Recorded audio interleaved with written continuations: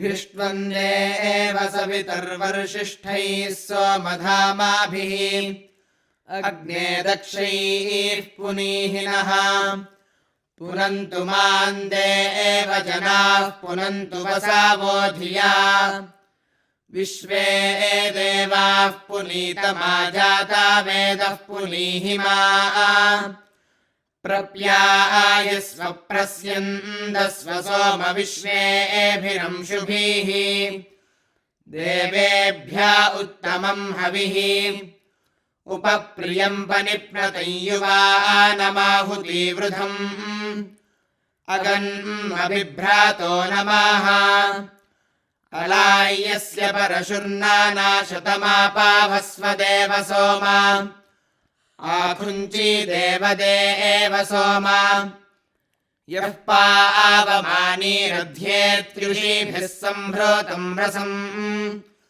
सर्वं स पूतमश्नादिस्वदितं मातरिश्वाना पावमानीर्यो अध्येत्युषीभिः व्यासाय विष्णुरूपाय व्यासरूपाय विष्णवे नमो वै ब्रह्मनिधये वासिष्ठाय नमो नमः।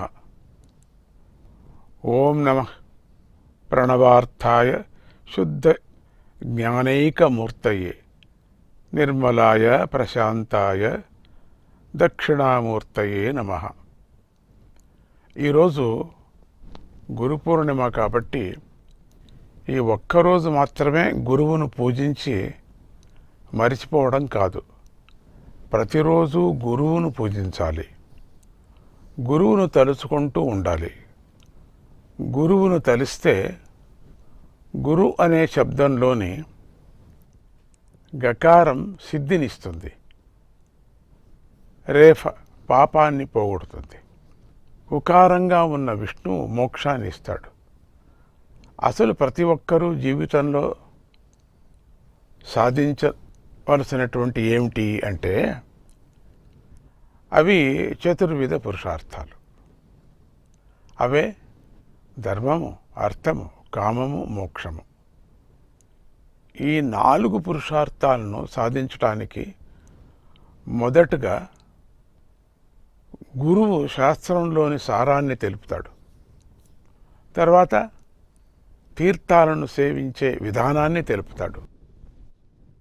ఎప్పుడు ఎలాంటి పుణ్యకర్మలు చేయాలా, ఎక్కడ ఎలా చేయాలో తెలుపుతాడు.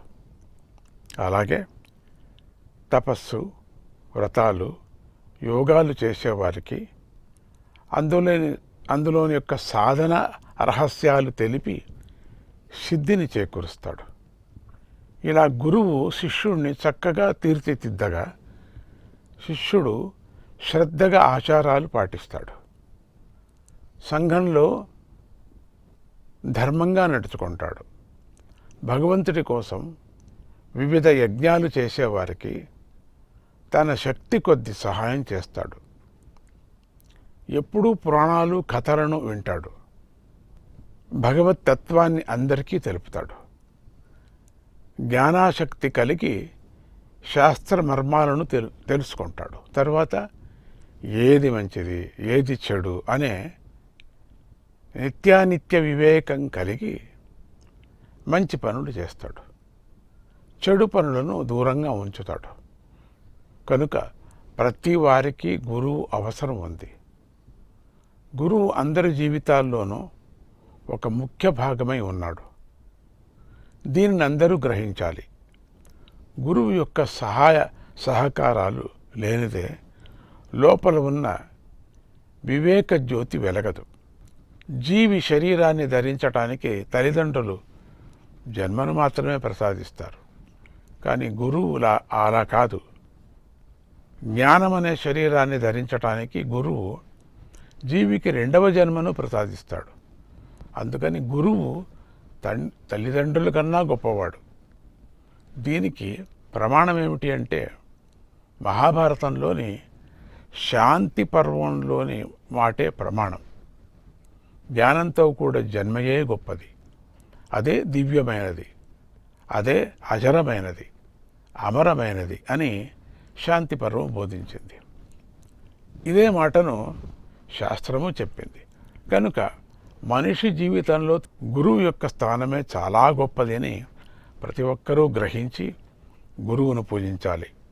అంటే మమకారాన్ని విడిచిపెట్టడం వల్ల మోక్షం కలుగుతుంది. అమృత స్వరూపులుగా అవుతారు. ఇది గురువును ఆశ్రయించి, గురువును సేవించి, గురుబోధలు గ్రహించి పాటించటం వల్ల మనిషికి లభించే అతి గొప్ప ఫలము, ప్రయోజనము. ఇది గురువు యొక్క ప్రాముఖ్యత. ఇది గురువు యొక్క తత్వం. ఈ గురు పూర్ణిమ నాడు సద్గురువును భక్తి శ్రద్ధలతో పూజించండి. ఆయన చూపే దారిలో నడవండి. మీ లోపల గల దానవత్వం నశించి మానవత్వం వికసించి అది దైవత్వంగా పరిమళిస్తుంది. మీ అందరికీ శ్రీ వ్యాస భగవానుడు అనుగ్రహం లభించుగాక. జై గురుదత్త, శ్రీ గురుదత్త.